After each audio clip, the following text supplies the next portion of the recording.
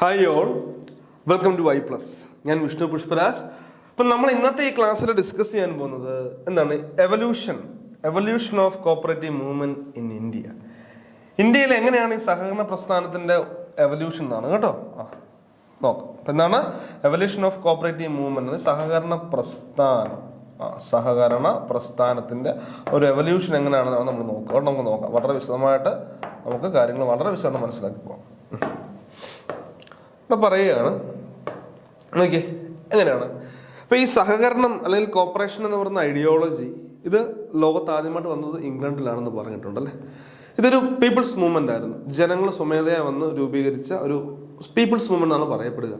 കാരണം ഇൻഡസ്ട്രിയൽ റവല്യൂഷൻ്റെ ഒക്കെ ഒരു ഈവൾ എഫക്റ്റ് അല്ലെങ്കിൽ ഒരു ബാഡ് എഫക്റ്റിൽ നിന്നും രക്ഷ നേടാനായിട്ട് പട്ടിണി, പരിവട്ടം, പിന്നെ ഒരുപാട് ആ ചൂഷണങ്ങളിൽ നിന്നൊക്കെ എന്താണ് അതിൽ നിന്നൊരു മോചനത്തിന് വേണ്ടിയാണ് ഈ സഹകരണ പ്രസ്ഥാനം എന്ന് പറഞ്ഞ ഐഡിയോളജി, കോപ്പറേറ്റീവ് മൂവ്മെന്റ്, സഹകരണം എന്നുള്ള ഐഡിയോളജി കൊണ്ടുവന്നത്. അപ്പൊ ബർത്ത് പ്ലേസ് ഇംഗ്ലണ്ട് ആണ്. അപ്പൊ ലോകത്തിന്റെ മുൻപിൽ ഇതൊരു പീപ്പിൾസ് മൂവ്മെന്റ് എന്ന് പറയാം. എന്നാൽ ഇവിടെ പറയുകയാണ്, നോക്കിയേ ഇന്ത്യയിൽ എങ്ങനെയായിരുന്നു? ഇന്ത്യയിൽ ഇത് പീപ്പിൾസ് ജനങ്ങൾ സ്വമേധയാ മുൻപോട്ട് വന്ന് രൂപീകരിച്ചതായിരുന്നു ആണോ? ഇപ്പോഴും നമുക്ക് സംശയിക്കുന്ന സംഭവമാണ് അല്ലേ. ഇന്ത്യയിൽ ഇത് എങ്ങനെ നമുക്ക് നോക്കാം. നോക്കിയേ, in India cooperative movement was introduced as A government policy. ഇതൊരു ഔട്ട്ലൈൻ നിങ്ങൾക്ക് തരികയാണ്. ഇതെല്ലാം ഇതുപോലെ പഠിക്കണമെന്നല്ല, പ്രധാനപ്പെട്ട കാര്യങ്ങൾ മാത്രം മനസ്സിലാക്കി പോകും. ഞാൻ പറയാം അതൊക്കെ ഇമ്പോർട്ടൻ്റ് ആണ്. അപ്പൊ ഇന്ത്യയിൽ സഹകരണ പ്രസ്ഥാനം എന്ന് പറയുന്ന ഒരു ഗവൺമെന്റ് പോളിസി, ഗവൺമെന്റിന്റെ ഒരു നയമായിരുന്നു അല്ലെ. അന്നത്തെ ഗവൺമെന്റ് പോളിസി, ഗവൺമെന്റ് നയം, ഒരു പബ്ലിക് പോളിസി എന്നൊക്കെ പറയാം. ഗവൺമെന്റ് കണ്ട് കൊണ്ടുവന്നിട്ട് അപ്പൊ അതുകൊണ്ട് തന്നെ പറയുന്നത് government took initiative for organising cooperative society by passing cooperative credit societies act of 1904. അപ്പൊ നമ്മുടെ ഇന്ത്യക്ക് ഒരു പ്രത്യേകതയുണ്ട്. അന്ന് അങ്ങനെയാണ് ബാക്കി എല്ലാ രാജ്യവും നമ്മൾ സ്ട്രേറ്റ് അങ്ങനെ വലിയ റിസ്ക് എടുക്കാനൊന്നും പോകുന്നില്ല. ബാക്കിയുള്ള രാജ്യങ്ങളിൽ പയറ്റി തെളിഞ്ഞ കാര്യങ്ങൾ നമ്മൾ ഇവിടെ എന്ത് ചെയ്യണം, അതുപോലെ തന്നെ എന്ത് ചെയ്യുകയാണ് ഇവിടെ നമ്മൾ അത് ഓക്കെ ആക്കണം അല്ലേ. നമ്മൾ സ്വമേധയെ അങ്ങോട്ട് മുന്നോട്ട് ഇറങ്ങി അത്ര റിസ്ക് എടുക്കുന്നില്ല. നമ്മൾ സേഫ് ആയിട്ട് കാര്യങ്ങൾ ചെയ്യുള്ളൂ. പണ്ട് കാലത്തും അങ്ങനെയാണ്. ലോകമെമ്പാടും സഹകരണം എന്ന് പറയുന്ന ഐഡിയോളജി നല്ല രീതിയിൽ സക്സസ് ആയി. അങ്ങനെയാണെങ്കിൽ അത് ഇന്ത്യയെ കൂടെ ഫോളോ ചെയ്യാമെന്ന് വിചാരിച്ചു. ശരിയല്ലേ? കാരണം ഒരു പരിധി വരെ അന്നത്തെ ആ ഒരു പട്ടിണിയും പരിവട്ടവും, ലോകത്തിന്റെ തന്നെ പട്ടിണിയും പരിവട്ടവും ഒക്കെ മാറ്റാൻ സഹകരണ പ്രസ്ഥാനങ്ങൾക്ക് സാധിച്ചു. ഇപ്പോൾ സക്സസ് ആയത്. അതുകൊണ്ട് തന്നെ ഇന്ത്യയിലും അത് എന്ത് ചെയ്യുകയാണ്, അപ്പോൾ ഇൻട്രൊഡ്യൂസ് ചെയ്യാണ്. അങ്ങനെയാണ് ഇതൊരു ഗവൺമെന്റ് പോളിസി, ഗവൺമെന്റ് നേരിട്ട് ഇന്ത്യ ഇൻട്രൊഡ്യൂസ് ചെയ്തൊരു പോളിസിയാണ്. അപ്പൊ അതുകൊണ്ട് തന്നെ പറയാണ് ദ ഗവൺമെന്റ് ടുക്ക് ഇനിഷ്യേറ്റീവ് അല്ലെ, ഗവൺമെന്റ് എന്തിനടുത്ത് മുൻകൈ എടുത്ത്, എന്തിനാ, ഫോർ ഓർഗനൈസിംഗ് കോപ്പറേറ്റീവ് സൊസൈറ്റി. ഇപ്പൊ ഇന്ത്യയിൽ സഹകരണ സംഘങ്ങള് അല്ലെ സഹകരണ പ്രസ്ഥാനങ്ങള് എന്താണ് പറയാ, എന്താണ് സഹകരണ പ്രസ്ഥാനങ്ങൾ ഓർഗനൈസ് ചെയ്യാൻ വേണ്ടി ഗവൺമെന്റ് മുൻകൈ എടുത്തുകൊണ്ട് എന്ത് ചെയ്യുകയാണ്, ഒരു നിയമം പാസ്സാക്കുകയാണ് അല്ലേ. അതാ by passing cooperative credit societies act of 1904. അപ്പൊ 1904 കോപ്പറേറ്റീവ് ക്രെഡിറ്റ്, ഓർക്കണം കേട്ടോ, കോപ്പറേറ്റീവ് ക്രെഡിറ്റ് ആക്ട് ആണെന്ന് എപ്പോഴും ഓർക്കണം. സഹകരണ നിയമമല്ല, എന്താണ് കോപ്പറേറ്റീവ് ക്രെഡിറ്റ് ആക്ട് എന്നാണ് പറയുക. കോപ്പറേറ്റീവ് സൊസൈറ്റീസ് ആക്ട് അല്ല, കോപ്പറേറ്റീവ് ക്രെഡിറ്റ് ആക്ട് എന്ന് പറയും. ലോൺ കൊടുക്കാൻ വേണ്ടി മാത്രം അങ്ങനത്തെ ചില റെസ്ട്രിക്ഷൻസ് ഒക്കെ ഉണ്ട് ആ ഒരു നിയമത്തിലുണ്ടെന്ന് ഓർത്ത് വെക്കുക. ഓർക്കുക, cooperative society by passing cooperative credit societies act of 1904. പിന്നെ പറയാണ്, it was under certain circumstances like farming, poverty, exploitation and indebtedness which necessitates the introduction of a new idea by the then Indian government. അന്നത്തെ ആ ഒരു Indian government ഇത് രൂപീകരിക്കാൻ കാരണം അത് പല പല പ്രശ്നങ്ങളുണ്ടായിരുന്നു അല്ലെ. പോവർട്ടി, പട്ടിണി, പരിവട്ടങ്ങൾ, എക്സ്പ്ലോയിറ്റേഷൻ, ചൂഷണങ്ങൾ തുടങ്ങിയ ആ ഒരു പ്രശ്നങ്ങൾക്കൊക്കെ ഒരു പ്രശ്നപരിഹാരം എന്ന രീതിയിലാണ് സഹകരണം ഇന്ത്യയിൽ വന്നതെന്ന് ഓർത്ത് നോക്കുക. ഓക്കെ, അതിൽ നിന്നൊക്കെ എന്താ, ജനങ്ങൾക്ക് പട്ടിണി, പരിവട്ടങ്ങൾ, അതുപോലെ തന്നെ എന്താണ് ചൂഷണങ്ങളൊക്കെ വരികയാണ്. അപ്പൊ അതിൽ നിന്ന് എല്ലാവരും ഒന്ന് മോചിപ്പിക്കണം എന്നുള്ള ഒരു ഐഡിയോളജിയിൽ കൂടാണ് എന്ത് പറയുക, ഈ സഹകരണ പ്രസ്ഥാനങ്ങൾ അന്ന് ഇന്ത്യയിൽ ഇൻട്രൊഡ്യൂസ് ചെയ്തത്. അതുകൊണ്ട് ഗവൺമെന്റ് തന്നെ നേരിട്ട് മുൻകൈ എടുക്കുകയായിരുന്നു. അതുകൊണ്ട് പറയുകയാണ്, the farming community in India was heavily under ഡെപ്റ്റ് and was greatly exploited by the money lenders. കാരണം അന്ന് ഈ ഫാമിംഗ് കൃഷിയൊക്കെ ചെയ്യുന്ന ആൾക്കാർ എന്ത് ചെയ്യും, സാധാരണ ഈ മണി ലെൻഡേഴ്സിൽ നിന്ന് പൈസ വായ്പ മേടിക്കും. അവര് വളരെ വലിയ രീതിയിൽ പലിശ ഈടാക്കിക്കൊണ്ട് ഇവരെ ചൂഷണത്തിന് വിധേയമാക്കുമായിരുന്നു. ഓക്കെ, ഇപ്പൊ ഈ മണി ലെൻഡേഴ്സ് നല്ല രീതിയിൽ കുറച്ച് പൈസ കൊടുത്ത് ഒരുപാട്, കാരണം അന്നത്തെ സാഹചര്യം അതാണ് അല്ലെ, പൈസ കടം മേടിക്കുന്നു. അവർ വളരെ വലിയ രീതിയിൽ ഇവരെ ചൂഷണങ്ങൾക്ക് ഇരയാക്കുന്നു. ഇവരുടെ സ്ഥലങ്ങളും വീടുകളും ഒക്കെ എന്താണ് അവർ ചുളുവിലയ്ക്ക് അടിച്ചു മാറ്റുമെന്ന് പറയാം. അപ്പൊ ഈ ഒരു സാഹചര്യങ്ങളൊക്കെ ഒന്നുണ്ടായിരുന്നു. അതിനെതിരെ അങ്ങനത്തെ ഒരു എക്സ്പ്ലോയിറ്റേഷനൊക്കെ ഒന്ന് കുറയ്ക്കാൻ വേണ്ടി അല്ലെങ്കിൽ അതിനെതിരെയാണ് ഈ നിയമം പാസ്സാക്കിയെന്ന് ഓർത്തു നോക്കുക. പറയാണ്, for the last so many years India under British rule the main occupation was agriculture. അപ്പൊ ആ സമയത്ത് ഇന്ത്യ ബ്രിട്ടീഷ് റൂളിന്റെ അല്ലെ, ബ്രിട്ടീഷ് ഭരണാധികാരിയുടെ അണ്ടറിലായിരുന്നു. പിന്നെന്താണ്, മെയിൻ ഓക്യുപ്പേഷൻ വാസ് അഗ്രികൾച്ചർ. അവിടുത്തെ പ്രധാനപ്പെട്ട വരുമാനം അല്ലെങ്കിൽ പ്രധാനപ്പെട്ട കാര്യം, മെയിൻ ഓക്യുപ്പേഷൻ, എല്ലാവരുടെയും പ്രധാനപ്പെട്ട തൊഴിൽ എന്ന് പറയുന്നത് കൃഷിയുമായിരുന്നു കേട്ടോ. അതൊന്ന് ഓർത്ത് വെച്ചേക്കണം കേട്ടോ. വേറെ പ്രധാനപ്പെട്ട തൊഴിൽ കൃഷിയായിരുന്നു അല്ലെ. The poor farmers depended on money lenders for loans and they charged എന്താണ് പറയുക, they charged exorbitant rate of interest. അപ്പം അന്നത്തെ ആ ഒരു ഫാർമേഴ്സ് ഒക്കെ എന്താണ് പ്രധാനപ്പെട്ടതായിട്ടും അവർ ഈ മണി ലെൻഡേഴ്സ് കടം കൊടുക്കുന്ന ആൾക്കാർ, അവരെ ആയിരുന്നു ആശ്രയിച്ചിരുന്നത്. അവർ വളരെ വലിയ രീതിയിലുള്ള ഇൻട്രസ്റ്റുകൾ അതിന് ചാർജ് ചെയ്യുമെന്നാ പറയുക. The poor farmers depended on money lenders എന്തിന് for loans and they charged exorbitant rate of interest, വളരെ വലിയ രീതിയിലുള്ള പലിശ അവർ ഈടാക്കിയിരുന്നു. പിന്നെ നോക്കി ദേ ബിക്കം പൂറർ ആൻഡ് പൂർ, അവർ വീണ്ടും പാവപ്പെട്ടവരായി. വീണ്ടും എന്താണ്, അവരിൽ ഒന്നാമതെ പണമില്ല, അവർ ആൾക്കാരിൽ നിന്ന് പണം കടം മേടിക്കുന്നു, അവർ അതിന് വളരെ വലിയ രീതിയിലുള്ള പലിശ ഈടാക്കുന്നു. ഇവർ സ്ഥലങ്ങളൊക്കെ എന്താണ് അവർ കയ്യേറുന്നു. അങ്ങനെ ഇവരെല്ലാം ചൂഷണങ്ങൾക്ക് വിധേയമാകുന്നു. അവർ വീണ്ടും ഇതിലെ പാവങ്ങളിൽ നിന്ന് പാവങ്ങളിലേക്ക് പോകാന്ന് പറയുന്നുണ്ട്. പിന്നെ പറയുകയാണ് നോക്കി, പിന്നെ ഇതൊന്നും നിങ്ങൾ കാണാൻ പഠിക്കണമെന്നല്ല കേട്ടോ, ഇതൊന്നും കാണാൻ പഠിക്കേണ്ട, അതിൻ്റെ ഒരു ചരിത്രത്തിലേക്ക് പോവുക. ഇനി പറയാം, as a result riots occurred in some parts of Deccan area in 1874 and Ahmedabad and Pune in 1875. At this stage, the government took some measures to overcome the problem of peasant class by passing Deccan Agriculture Relief Act 1879. അപ്പം നോക്കിയാൽ as a result riot occurred in some parts of Deccan. അപ്പം ഇത് വളരെ പ്രധാനപ്പെട്ട ഒരു അന്നത്തെ British ഗവൺമെന്റിന്റെ അല്ലെങ്കിൽ അന്നത്തെ ഗവൺമെന്റിന്റെ കണ്ണു തുറപ്പിച്ച ഒരു പ്രശ്നം എന്ന് പറഞ്ഞാൽ ഡെക്കാൻ റയട്ടാണ്. വളരെ വലിയ വിപ്ലവത്തിലേക്ക് കാര്യങ്ങൾ പോവുകയാണ്. ജനങ്ങളെ നിയന്ത്രിക്കാൻ പറ്റാത്ത രീതിയിൽ ഒരു വിപ്ലവത്തിലേക്ക് വരികയാണ്. അങ്ങനെ ആദ്യമായിട്ടൊരു ആക്ട് പാസ്സാക്കുകയാണ് അല്ലെ. എന്താണ് പറയുക, എന്താ പറയുക, at this stage the government took some measures to overcome the problem of peasant class by passing Deccan Agriculture Relief Act. ഓർത്ത് നോക്കണം കേട്ടോ. അപ്പൊ ആദ്യം നമ്മൾ പഠിക്കേണ്ട കാര്യം ഈ ഡെക്കാൻ അഗ്രികൾച്ചർ റിലീഫ് ആക്ട് ആണ് ആദ്യം മനസ്സിലാക്കണം. നോക്കി എന്താണ് Deccan agriculture relief act of 1879. 1879 Deccan agriculture relief act ആദ്യം പാസ്സാക്കുകയാണ്. ഒരു പരിധി വരെ ആ ഒരു പ്രശ്നം കുറച്ചൊന്ന് പരിഹരിക്കാൻ പറ്റി. അതിനുശേഷം മനസ്സിലാക്കണേ, അതിനുശേഷം അഗ്രികൾച്ചർ ലോൺ ആക്ട് വരുന്നുണ്ട്, പിന്നെ ലാൻഡ് ഇംപ്രൂവ്മെന്റ് ലോൺ ആക്ട് വരുന്നുണ്ട്. ഓക്കെ, അപ്പം ഇവിടെ നമുക്ക് ഏറ്റവും കൂടുതൽ മനസ്സിലാക്കേണ്ട ഒരു സംഭവമാണ്, എല്ലാ കുട്ടികളും തെറ്റിക്കുന്ന ഒരു കാര്യമാണ്. അതായത് ഈ തക്കാവി ലോയും ഉണ്ട്, തക്കാവി ലോണും ഉണ്ട് കേട്ടോ. നമുക്ക് മനസ്സിലാക്കണേ. ഇതുണ്ടോ തക്കാവി ലോ, തക്കാവി നിയമം, പിന്നെ തക്കാവി ലോണും ഉണ്ട്. തക്കാവി മനസ്സിലാക്കണം എന്താണ് സംഭവം. ഇപ്പൊ കുട്ടികൾ പഠിക്കുന്നത് എങ്ങനെയാണെന്ന് വെച്ചാൽ 83 ലാൻഡ് ഇംപ്രൂവ്മെന്റ് ലോൺ ആക്ട്, 84 എന്താ പറയുക അഗ്രികൾച്ചർ ലോൺ ആക്ടോട് ചേർന്ന് 55 തക്കാവി ലോൺ വന്നതൊക്കെയാണ് പറയുക. അങ്ങനെയൊന്നും ഇല്ല, അതൊന്നും മനസ്സിലാക്കേണ്ട കാര്യമില്ല. ഇപ്പൊ നമ്മൾ ആദ്യം മനസ്സിലാക്കേണ്ടത് തക്കാവി ലോ എന്നും തക്കാവി ലോൺ എന്നും. ഇപ്പൊ നമ്മൾ ഓർക്കുക, തക്കാവി ലോൺ എന്ന് പറഞ്ഞ അത്രേ ഉള്ളൂ, ഗവൺമെന്റ് കേട്ടോ, ഞാൻ മലയാളത്തിൽ കൂടെ നോട്ട് ചെയ്ത് തരാം. ഗവൺമെന്റ്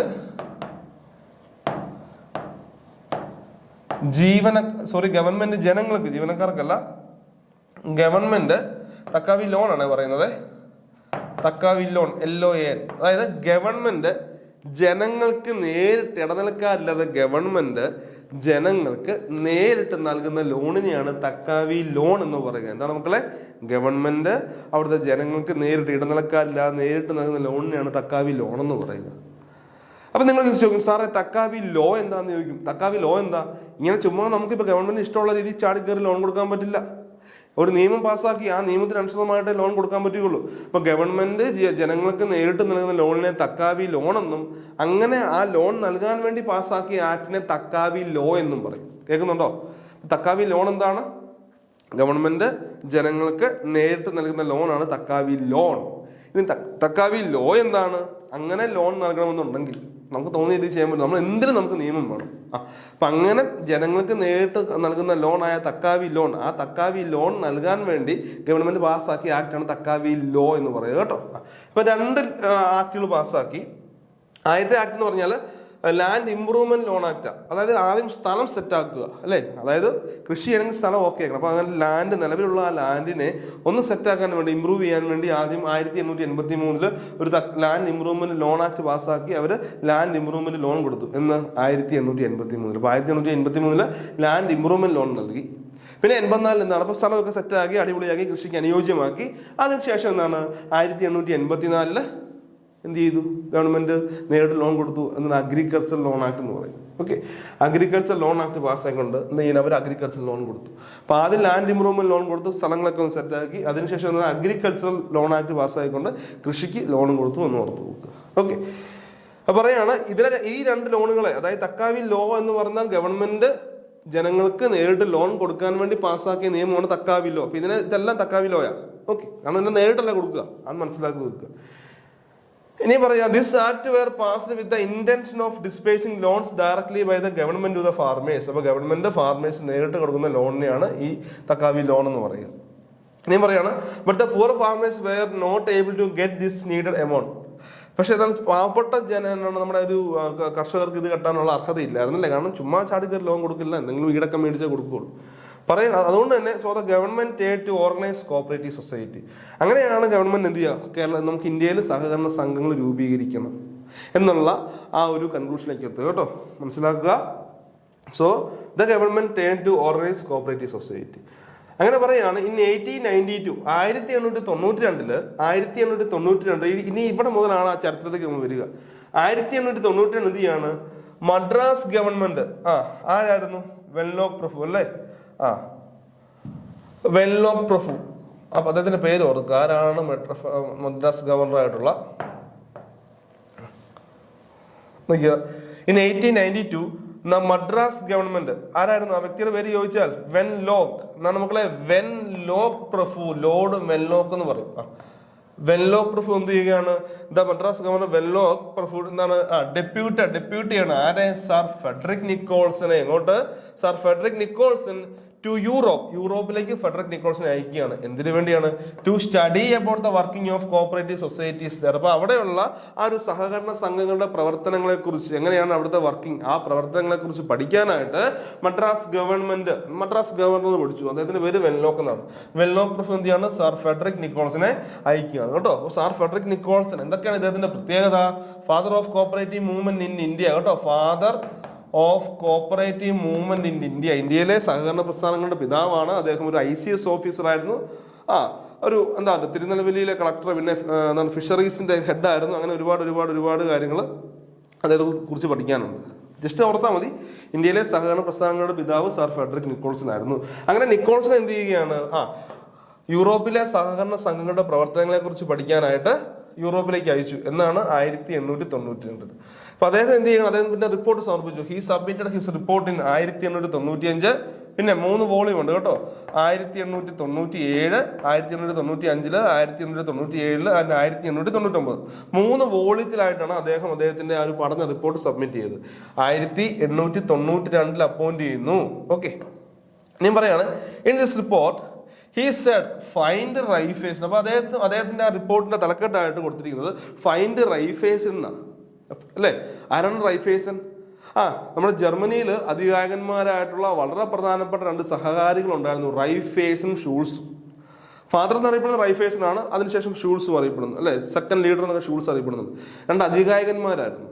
അപ്പൊ ഈ റൈഫേസൻ എന്ന് പറഞ്ഞാൽ അദ്ദേഹം കാർഷികപരമായിട്ടുള്ള റൂറൽ ഏരിയാസിലുള്ള സംഘങ്ങൾ ഓർഗനൈസ് ചെയ്യുകയും, ഷൂൾസ് എന്ന് പറഞ്ഞാൽ അദ്ദേഹം അർബൻ ഏരിയാസ്, ടൗൺ ഏരിയാസിലൊക്കെ ആയിരുന്നു അദ്ദേഹത്തിന്റെ പ്രവർത്തന ഏരിയ എന്ന് ഓർത്ത് നോക്കുക. അപ്പൊ നമ്മുടെ ഈ ഫെഡറിക് നിക്കോൾസൺ മനസ്സിലായി, ഇന്ത്യ എന്ന് പറഞ്ഞ കാർഷിക രാജ്യമല്ലേ, അത് മാത്രമല്ല റൂറൽ ഏരിയാസ് ആണ് കൂടുതൽ. നമുക്ക് എന്താണ്, ആ റൈഫേസൻ മോഡൽ സംഘങ്ങൾ മതി, ഇന്ത്യയിൽ റൈഫേസൻ മോഡൽ സംഘങ്ങൾ മതി. അതുകൊണ്ടാണ് അദ്ദേഹത്തിന്റെ റിപ്പോർട്ടിൽ പറയാണ്, he submitted his report in 1895, 97, 99, 3 volume കേട്ടോ. എന്നിട്ട് പറയാണ് in this report he said find റൈഫേസിനെ കണ്ടെത്തുക. ദാറ്റ് മീൻസ്, അതുകൊണ്ട് എന്താ അർത്ഥം വെക്കുക, റൈഫേസിനെ കണ്ടെത്തുക എന്ന് പറയുന്നത് that is to organise Raiffeisen model cooperative society in India. ഇന്ത്യയിലെ റൈഫേസൻ മോഡൽ സഹകരണ സംഘങ്ങൾ രൂപീകരിക്കുക. ഫൈൻഡ് റൈഫേസ് എന്ന് പറഞ്ഞാൽ എന്താണ് ഫൈൻഡ് റൈഫേസ് എന്ന് പറഞ്ഞാൽ organise Raiffeisen model cooperative societies in India. ഇന്ത്യയിലെ റൈഫേസൻ മോഡൽ സംഘങ്ങൾ രൂപീകരിക്കണം. ഓക്കെ, അപ്പൊ റൈഫേസിനെ കുറിച്ച് 1-2 കാര്യങ്ങൾ നോക്കിയിട്ട് പോവാം. എന്താണ് Raiffeisen? FW Raiffeisen was a well known cooperator അല്ലെ. ജർമ്മനിയിൽ അറിയപ്പെടുന്ന വളരെ പ്രധാനപ്പെട്ട ഒരു സഹകാരിയായിരുന്നു റൈഫേസൻ.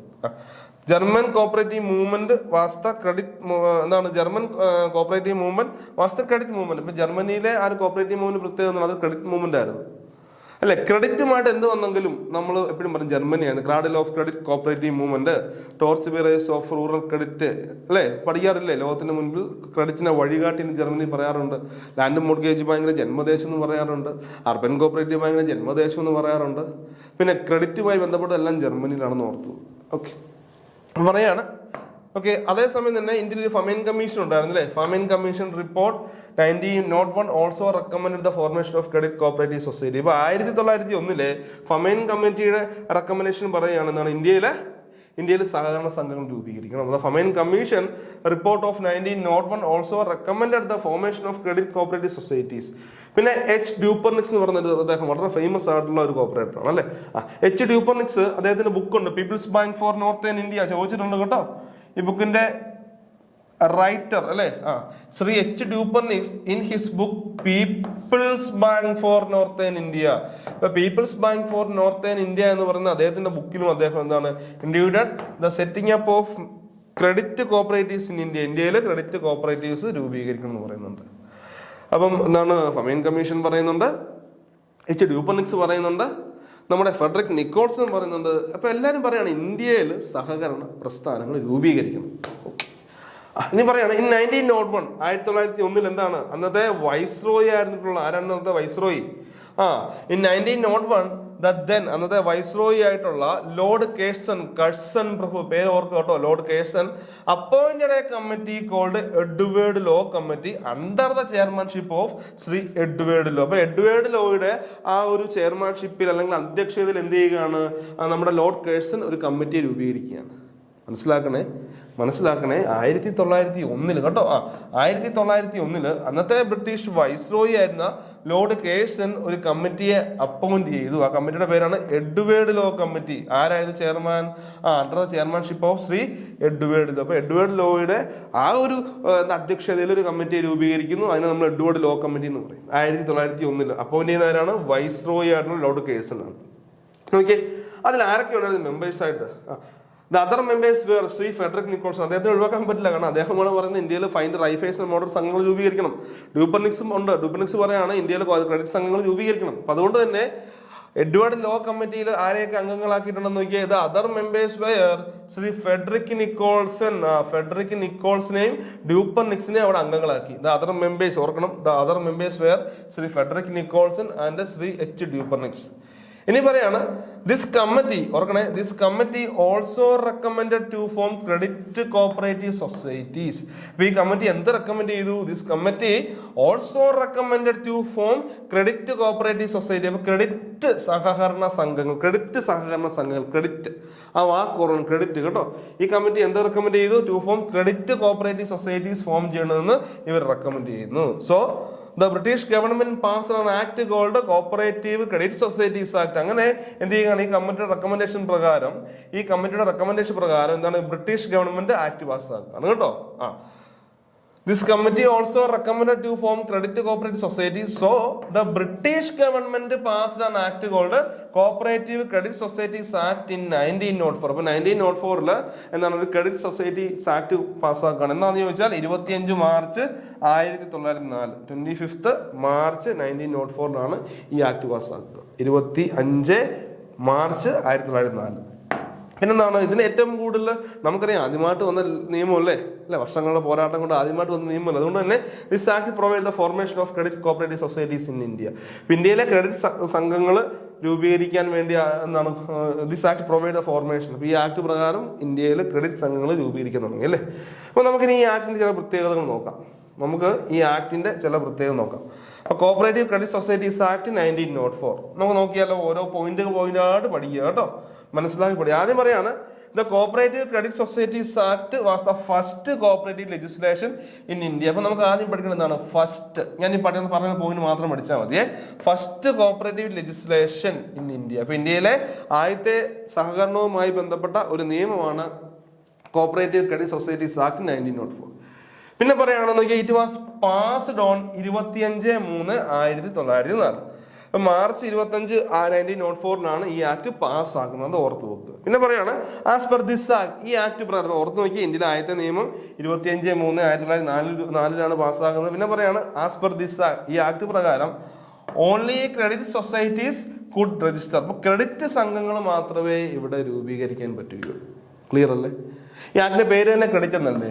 ക്രെഡിറ്റ് സംഘങ്ങൾ മാത്രമേ രൂപീകരിക്കാൻ പറ്റുള്ളൂ. പറയാണ് ഇത് നോൺ ക്രെഡിറ്റ് സംഘങ്ങൾ അല്ലെങ്കിൽ നോൺ ക്രെഡിറ്റ് സംഘങ്ങൾ, സെൻട്രൽ സംഘങ്ങൾ, അപ്പെക്സ് സൊസൈറ്റി ഒന്നും രജിസ്റ്റർ ചെയ്യാൻ പറ്റില്ലായിരുന്നു. ശരിയല്ലേ? നോൺ ക്രെഡിറ്റ് സംഘങ്ങൾ, സെൻട്രൽ സംഘങ്ങൾ, അപ്പെക്സ് സംഘങ്ങളൊന്നും ഇവിടെ രജിസ്റ്റർ ചെയ്യാൻ പറ്റില്ലായിരുന്നു എന്ന് ഓർത്തു. ഇനിയും പറയാണ് ഇറ്റ് കണ്ടെയ്ൻഡ്, ഓർത്തേ ഇവിടെ ആകപ്പാടെ ഉള്ള എന്ന് പറയുന്നത് ആകപ്പാടെ 29 വകുപ്പുകൾ അല്ലെങ്കിൽ 29 സെക്ഷനുകളെ ഉണ്ടായിരുന്നു കേട്ടോ. ഇറ്റ് കണ്ടെയ്ൻഡ് 29 സെക്ഷൻസ്, 29 സെക്ഷൻസ് ഉണ്ടായിരുന്നു. പിന്നെ എന്തില്ല? ചട്ടമില്ല, നിയമം എന്താണ്, റൂളില്ല. ക്ലിയർ? ആ വകുപ്പുകൾ 29 സെക്ഷനേ ഉള്ളൂ, ഇവിടെ റൂളുകളൊന്നും ഇല്ലായിരുന്നു ഓർത്ത് നോക്കുക. പിന്നെ പറയാണ് നോക്കിയേ, there was provisions to form to a cooperative society by associating 10 person. അപ്പൊ ഇവിടെ ഒരു സംഘം രൂപീകരിക്കണമെന്നുണ്ടെങ്കിൽ 10 പേര് മതിയായിരുന്നു കേട്ടോ. There was provisions to form to a cooperative society by associating 10 പേരുണ്ടെങ്കിൽ നമുക്ക് അവിടെ സംഘം രൂപീകരിക്കാം.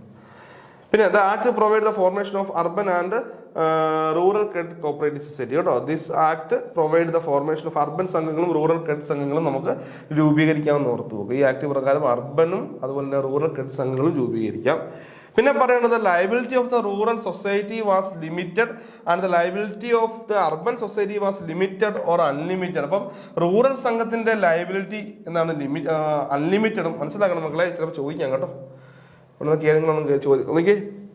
The liability of the rural society was unlimited. അപ്പം റൂറൽ സംഘത്തിന്റെ ബാധ്യത അൺലിമിറ്റഡും പിന്നെ liability of the urban society was limited or unlimited. അപ്പം അർബൻ സംഘത്തിന്റെ ലിമിറ്റഡോ അൺലിമിറ്റഡോ ആകാം, എന്നാൽ റൂറൽ സംഘത്തിന്റെ അൺലിമിറ്റഡ് ആണ് കേട്ടോ. The liability of the rural society was unlimited and the liability of the urban society was limited or unlimited എന്ന് ഓർത്ത് നോക്കുക. ഇനിയും പറയാണ്, in urban cooperative society most of the members were urban people belonging to non agriculturalist. അറിയാം, urban സംഘമാണെങ്കിൽ in urban cooperative society most of the members അവിടുത്തെ എന്താണ് ഭൂരിഭാഗങ്ങളും അംഗങ്ങൾ എന്തായിരിക്കണം? അർബൻ പീപ്പിൾസ് ആയിരിക്കണം. ബിലോങ് ടു നോൺ അഗ്രികൾച്ചർ, അവര് നോൺ അഗ്രികൾച്ചറലിസ്റ്റ് ആയിരിക്കണം, അല്ലെങ്കിൽ കൃഷിക്കാരാവരുത് കേട്ടോ, കൃഷിക്കാരാവരുത്. ഇനിയും പറയാണ് ഇൻ റൂറൽ സൊസൈറ്റിയിൽ എങ്ങനെയാണ്? In rural society major part of the members agriculturist. അപ്പം റൂറൽ സംഘത്തിലെ എന്താണ് ഭൂരിപക്ഷം ആൾക്കാരും കൃഷിക്കാരാണെന്ന് ഓർത്ത്. ഓക്കെ, അതൊന്ന് ഓർത്ത് വെച്ചേക്കും കേട്ടോ. അപ്പോൾ അർബൻ സൊസൈറ്റിയിൽ most of the members urban people ആയിരിക്കും, റൂറൽ സംഘത്തിന് മേജർ പാർട്ടും അഗ്രികൾച്ചറിസ്റ്റ് ആയിരിക്കും. പിന്നെ പറയാണ് in this act there was no provision for the payment of dividend. ഈ ആക്ടിൽ ലാഭവിഹിതം കൊടുക്കാൻ ആവശ്യമായിട്ടുള്ള പ്രൊവിഷനുകൾ ഇല്ലായിരുന്നു കേട്ടോ. ലാഭവിഹിതം കൊടുക്കാൻ പറ്റില്ലായിരുന്നു, അതുമായി ബന്ധപ്പെട്ട കാര്യങ്ങളില്ല. അപ്പോൾ ലാഭവിഹിതം കൊടുക്കാൻ പറ്റില്ല. ഇൻ ദിസ് ആക്ട് ഓർത്ത് വെക്കുക, in this act there was no provision for the payment of dividend. ഇപ്പോൾ ഡിവിഡൻഡ് നൽകാൻ ആവശ്യമായിട്ടുള്ള പ്രൊവിഷൻ ഇല്ല. ഓക്കെ. പിന്നെ പറയാണ് the net profit of the society was transferred to reserve fund. അപ്പം ഇവിടുത്തെ നെറ്റ് പ്രോഫിറ്റ്, സംഘത്തിന്റെ അറ്റ ലാഭം എങ്ങോട്ട് കൈമാറണം, എങ്ങോട്ട് ട്രാൻസ്ഫർ ചെയ്യണം പറയുന്നുണ്ട്. The net profit of the society was transferred to reserve fund. Net profit reserve ഫണ്ടിലേക്ക് മാറ്റണം.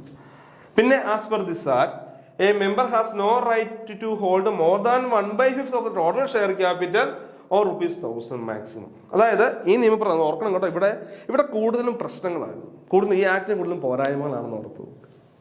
പറയാണ് ആസ് പെർ ദിസ് ആക്ട്, ഈ ആക്ട് പ്രകാരം a member has no right to hold more than 1/5 of the total share capital or ₹1000 maximum. അതായത് ഈ act പ്രകാരം ഒരു മെമ്പറിന് total ഷെയറിന്റെ 1/5 കൂടുതൽ ഹോൾഡ് ചെയ്യാൻ പാടില്ലായിരുന്നു, അല്ലെങ്കിൽ 1000 രൂപ. ഓക്കെ, ഒന്നെങ്കിൽ 1000 രൂപ വരെ, അല്ലെങ്കിൽ പറയുന്നുണ്ട് 1/5. ഇതിലേതാണോ കൂടുതൽ അതുവരെ പറ്റുള്ളൂ കേട്ടോ. ക്ലിയർ ആക്കണേ, മനസ്സിലാകണേ. അതായത് നമ്മൾ ടോട്ടൽ നമ്പർ ഷെയർ നോക്കുക, ആ ഷെയറിന് 1/5 കൂടുതൽ കൈവശം വെക്കാൻ പറ്റില്ല. അതുപോലെ തന്നെ പറയുന്നുണ്ട് അല്ലെങ്കിൽ 1000 രൂപ ഏതാണോ ഇത് വരിക അത് വരെ കേട്ടോ. ഇപ്പം നമ്മൾ 3 ഷെയർ മേടിച്ചപ്പോൾ തന്നെ 1000 രൂപ ആയെങ്കിൽ പിന്നെ നമുക്ക് ഷെയർ മേടിക്കാൻ പറ്റില്ല. ഇപ്പം ഞാനൊരു 2 ഷെയർ മേടിച്ചപ്പോൾ 1000 രൂപ ആയെങ്കിൽ ഷെയർ മേടിക്കാം, എനിക്ക് ഇനിയും അടുത്ത ഷെയർ മേടിക്കാൻ പറ്റില്ലെന്ന് ഓർക്കുക. അതുപോലെ തന്നെ എന്താണ് പറയുക, നമ്മളിപ്പോൾ 1/5 നോക്കിക്കഴിയുമ്പം 100 രൂപ വരുന്നുള്ളൂ, അപ്പം അത്രേ പറ്റുള്ളൂ. ഒന്നുകിൽ 1/5 അല്ലെങ്കിൽ 1000, ആ ബേസിലാണ് വരിക കേട്ടോ. ഓക്കെ, മാക്സിമം വരുന്നത് അതാണ് കേട്ടോ. ഇനി പറയാണ് the registrar shall audit the accounts of each society at least once in a year without any cost. ഇതായിരുന്നു അവിടുത്തെ ഏറ്റവും വലിയ കഷ്ടപ്പാട്. നിങ്ങൾ ആലോചിച്ച് നോക്കി, രജിസ്ട്രാർ സ്വമേധയാ എല്ലാ സംഘങ്ങളും പോയി എല്ലാ സംഘങ്ങളും പോയി ഓഡിറ്റ് ചെയ്യണമായിരുന്നു. വളരെ ബുദ്ധിമുട്ടല്ലേ. The registrar shall audit the accounts of each society at least once in year without any cost. അപ്പോൾ ഒരു ചിലവുകളും ഈടാക്കാതെ രജിസ്ട്രാർ സംഘങ്ങളെല്ലാം മനസ്സിലാക്കണേ, ഒരു ചിലവും ഈടാക്കാതെ രജിസ്ട്രാർ സ്വമേധ അദ്ദേഹം തന്നെ എല്ലാ സംഘങ്ങളും പോയി വർഷത്തിലൊന്ന് ഓഡിറ്റ് ചെയ്യണം. എന്നാ ബുദ്ധിമുട്ടായിരിക്കും, ആലോചിച്ച് നോക്കി. ഇനിയും പറയാണ് to except the society from the payment of income tax, stamp duty, registration fees. അപ്പോൾ സംഘങ്ങൾ എന്താണ് ഇൻകം ടാക്സ് അടയ്ക്കുന്നതിൽ സ്റ്റാമ്പ് ഡ്യൂട്ടി, രജിസ്ട്രേഷൻ ഫീസിൽ നിന്നൊക്കെ എന്താണ് എക്സെപ്റ്റ് ചെയ്യുമായിരുന്നു കേട്ടോ. ഓക്കെ, അവരെയൊക്കെ എക്സെപ്റ്റ് ചെയ്യുന്നു ഓർത്തു. കാരണം അവർ അടയ്ക്കണ്ട. ഈ ആക്ട് പ്രകാരം എന്താണ് ഇൻകം ടാക്സ് അടയ്ക്കേണ്ട, സ്റ്റാമ്പ് ഡ്യൂട്ടി അടയ്ക്കേണ്ട, രജിസ്ട്രേഷൻ ഫീസ് ഒന്നും അടയ്ക്കേണ്ട കാര്യമില്ലായിരുന്നു. ഓക്കെ, ഇനി പറയാണെന്നൊക്കെ no member shall transfer share unless he has held share for 1 year at least. അപ്പം നമ്മൾ ഷെയർ ട്രാൻസ്ഫർ ചെയ്ത കാര്യങ്ങളൊക്കെ പഠിച്ചിട്ടുണ്ട്.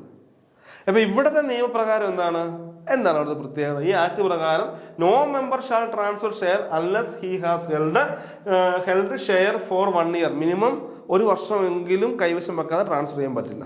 അത് മനസ്സിലാക്കണം കേട്ടോ. No member shall transfer share unless he has held share for 1 year at least. അതായത് മിനിമം 1 വർഷമെങ്കിലും കൈവശം വെച്ചെങ്കിൽ മാത്രമേ ഷെയർ ട്രാൻസ്ഫർ ചെയ്യാൻ പറ്റും. ഇപ്പം ഇന്ന് ഷെയർ എടുത്ത് നാളെ മറ്റന്നാളോ ഷെയർ ട്രാൻസ്ഫർ ചെയ്ത് കൊടുക്കാൻ പറ്റില്ല.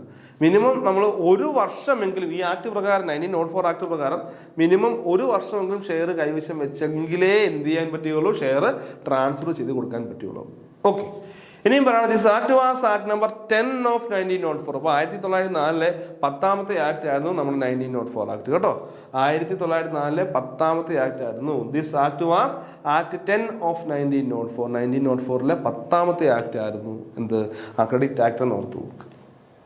പിന്നെ ഞാൻ പറഞ്ഞു എത്ര സെക്ഷനുകളുണ്ട്, 29 സെക്ഷൻ ഉണ്ട്. നമുക്ക് ഓടിച്ച് നോക്കിയാൽ മതി, ഇത്തിരി വിശദമായിട്ട് പോകേണ്ട കാര്യമില്ല, ഒന്ന് പേര് മാത്രം നോക്കിയാൽ മതി കേട്ടോ. അപ്പൊ സെക്ഷൻ 1 പറയുന്നുണ്ട് ഇത് എക്സ്റ്റൻഷൻ ഓഫ് ദി ആക്ട്, ഈ ആക്ടിന്റെ വ്യാപ്തിയാണ്.